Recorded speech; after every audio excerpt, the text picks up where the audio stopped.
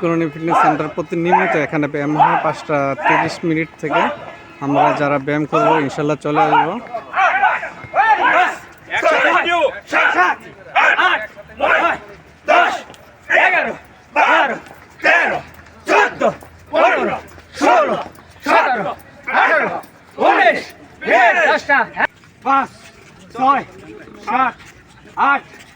প্রতিনিয়মিত এখানে ব্যায়াম হয়। ব্যায়াম করলে স্বাস্থ্য ভালো থাকে, মন ভালো থাকে।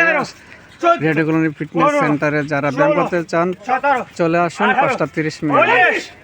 10টা 1 10 6 7 8 9 10 11 12 13 14 15 16 17 18 19 10টা 6 7 8 9 10 11 12 13 14 15 16 17 18 19